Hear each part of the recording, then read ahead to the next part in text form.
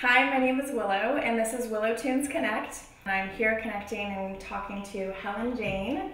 Helen Jane lives in beautiful St. Helena, which is wine country, and I'm just really excited that we get to chat today. Welcome to my house. Thank you. So I am super excited to speak to Helen Jane because we actually have a lot in common. We've known each other now for, I think, 6 years. A long time in the internet years. A lot has happened. But it's been awesome because both of us have been longtime bloggers, and also you started a web design firm, right? Mm-hmm. How long ago? When did you start that? I started it 5 years ago, Maple Vine, and I had worked for companies for a long time and worked all kinds of companies and agencies, and then finally went out on my own about 5 years ago. Nice. So I've been designing websites since 1997. So that's a lot of HTML. Yeah, and I'm like pretty much exactly the same. Yeah. And went out on my own and started my own company in, I guess, 2003. Mm-hmm. Sort of by default. And yours was probably a little bit of the same thing, where people just started asking you, and you were like, Mm-hmm. okay, and then all of a sudden you had enough work to support yourself, and you're like, okay, well, I guess this is what we're doing. Yeah. Yours has been really fun because it has been all like wineries and stuff, right? Or a lot of them? Yes. I worked for a few large winery corporation type places up here and learned about the business, because alcohol is a different business than other businesses. So learned a lot about how it's set up and what you can and can't do online, and so having those skills.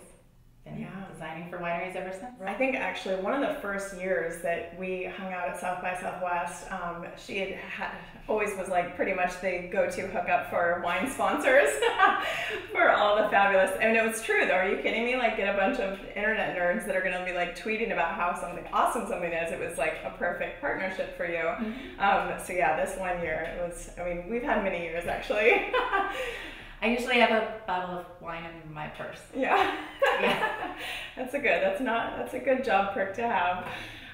So it was really fun talking to you recently because I started in 2003, and about 5 years into that, I was like, okay, designing websites for other people is really nice and all, but I'll speak actually just even about you because it's such a great example of somebody who has so many talents, and so of course you are able to design websites and do so many graphic things, but you have a passion that you are wanting to follow. You're like, okay, 5 years, and this is what I did when I started Willow Tunes, where I was like, all right, there's something that's been burbling up, and now you're finally doing it. Tell us about that. Well, this month I launched a website called hjentertains.com. It started kind of funny from my Helen Jane Twitter account. I started tweeting party tips, and I was using the hashtag HJEntertains, and they were all little party tips, like running out of space for ice, feel free to put it in your washing machine and put the beer in there, and then it all just drains right out. So, little extra tips that 140 characters or less about throwing parties in your own house. So another thing that Helen Jane's been doing that I've been watching you jealously from afar is this awesome thing called Cheese Whizzes. Tell us about Cheese Whizzes. Well, it's a cheese tasting group. We meet about every other month. Food and Wine featured us last December. It was very exciting, and we've got about 10 other chapters across the country. But it was really just, I like cheese and I wanted to share, and there's better ways to taste cheese than you having to buy it all yourself. You see Helen Jane's blog, and she does these, menus, and it's like this beautiful, she's got 2 beautiful girls and a dog and this handsome husband, and it's just like, holy cow, this girl's got it all. But it's also not without its challenges. Right. Yeah. James, he works, but you're actually the primary breadwinner of the family, is that right? Yeah, it was great. As things tend to do, it worked out to support the new direction I was going with work. His company was going to downsize. He was able to come to them with how about I work part-time? And now girls are in school daycare part-time, and he takes care of them the rest of the time. So it works, and there are a lot of dads in town that are in the same exact situation. I think not a lot of media attention's been brought to that, but there are more engaged dads, I think, historically now in the United States than there ever have been. There's some amazing self-discovery, I think, that happens when you own your own business because it's like that roller coaster, right? And it's interesting because I think that there is an element of what people see on the internet, that it just looks all buttoned up and perfect. And I loved that you were so honest with everyone at the end of last year, that you were like, this isn't actually, let me just tell you what's really going on. So talk to us a little bit about that, if you would. Well, I think with blogging going from being a personal mode of expression to being a business, and especially with parent bloggers and mommy bloggers, especially in that realm, it's a business. So how you present yourself is how you want to be perceived. Mm-hmm. And I think I was being guilty for presenting myself as the perfect entertainer at all times and always up for a great party. I had some pretty severe anxiety with Dottie's pregnancy, and then I had some postpartum anxiety. I'm not sure if it was, I don't know. I just had a lot of anxiety with the hormones and everything, and I was a mess. I mean, I could barely do client work. But it was so important to me to keep up, HelenJane.com might be a business one day. This is my personal brand, this is my branding. And it all fell apart. And so just there's no better way than to be honest about it. And so what I decided to do at that time is to split off, now I have some experience with what it takes to make money with a website. I recommend that to my clients. I know some skills from being around so long that here's how you can do it.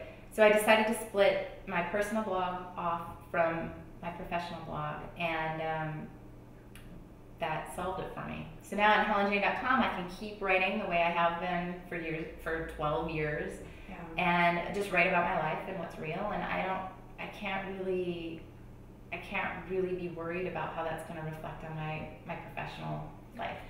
I absolutely love what you just said, because know your strengths is probably one of the biggest things that anyone needs to learn, has to learn, ends up learning. And no matter how much they tell you in the beginning that you need to just know your strengths and own your weaknesses, when I heard that in the beginning, we try to do it all. We try to master every single part of it. And it is, in the end, which you're probably 5 years later, and that's exactly where I was. I was like, okay, a couple years later, I was like, oh my gosh, I could have saved so much time. I could have saved so much of my sanity. Well, beating myself up about it. Why can't I finish up projects? Why am I so terrible at this? Oh, I'm awful, I'm terrible, I'm awful. It's not helping anybody. I don't have space in my life for that kind of self-talk anymore. So if I'm talking to myself like that about anything, I need to cut it out, and so find help.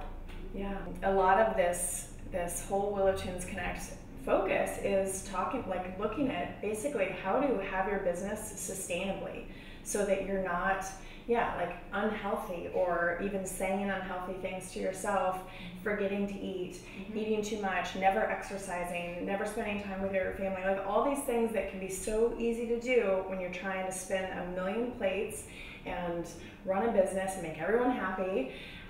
So I love that you got that. But again, I can build you a really great website a couple years ago.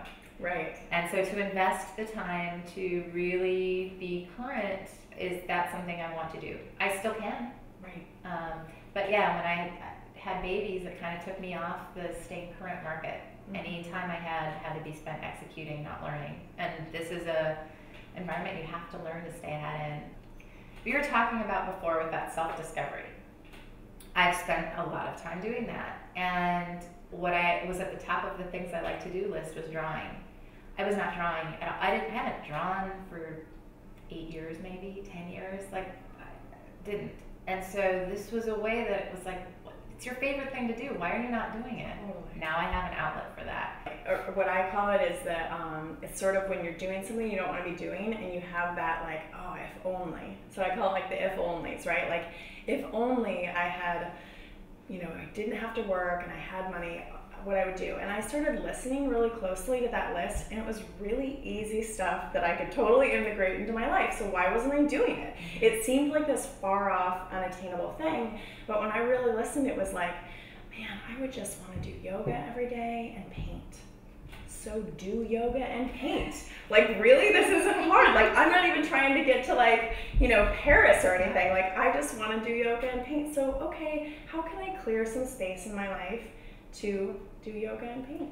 Well, what's funny about that is I've sort of had a personal motto for about 10 years, and it's always been to inspire creativity through celebration. Why didn't I think of having a home entertaining website or entertaining, because I want to help people feel that creativity is something they can grab. I feel the best way to do that is through celebrating. So at what point, you know, it took me a long time to take actually something I held very important to a bigger platform. So if I can help people throw better parties and feel more confident in their creativity, then that's what I feel like I was put here to do.